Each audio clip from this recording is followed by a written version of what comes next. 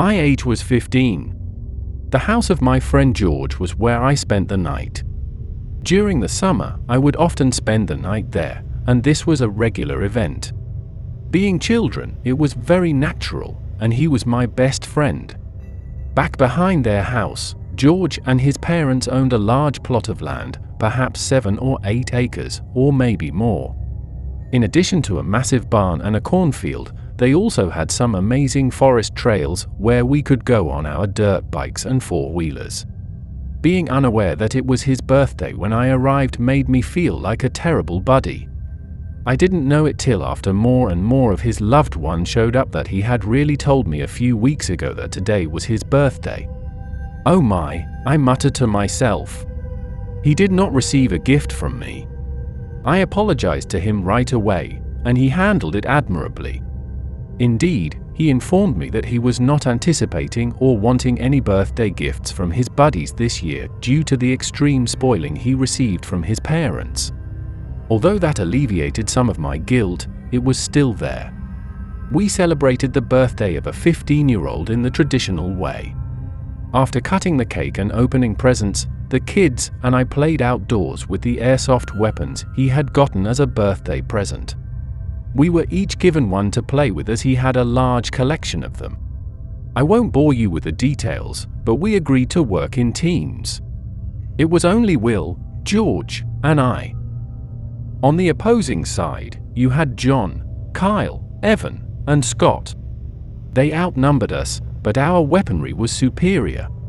Shooting the other team before they shot us was the main objective of the game, so we were all racing over the trails in a panic to take them out before they took us out.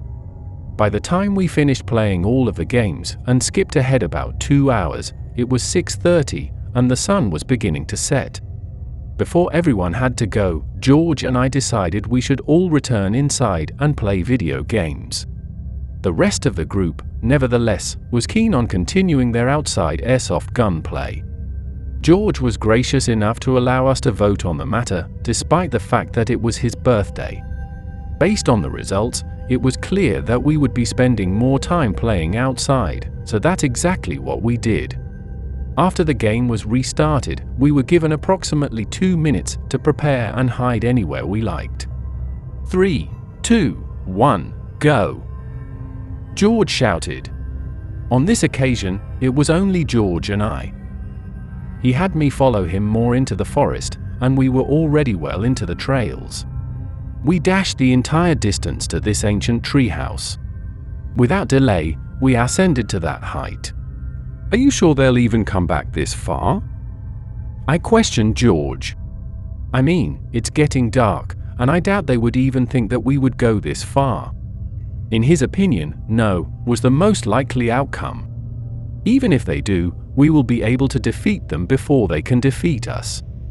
And if they fail to locate us, it will be amusing. The light faded as the hours passed. Hey George, we should probably go home. Just a few more minutes, he promised. I wanted to honor his wishes because it was his birthday. Do you hear that? George scarcely spoke. Something or someone was walking very near to us.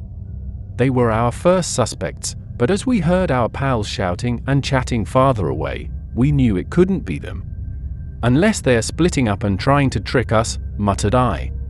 No, really. Sorry, George, but I don't think any of them are intelligent enough to come up with it.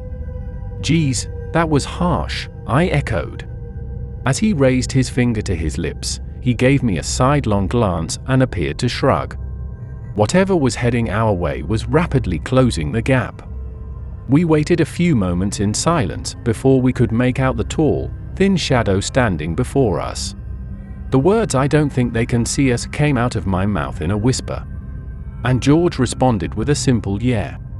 Whatever it was certainly no teenager, as it was the size of a fully grown man. So, it certainly wasn't one of our pals. Quietly, we remained where we were. It was a good thing it was dark because the individual clearly couldn't see us from where they were standing. At this point, the individual began to go in the other way.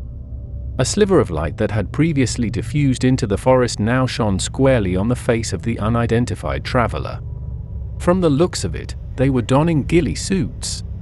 As soon as the mysterious individual disappeared from view, George wasted no time jumping to his feet. "Oh, really? How? So insane are you?" I inquired. I complied with his request and followed. I went with him because, although I was worried, I would have been even more terrified on my own.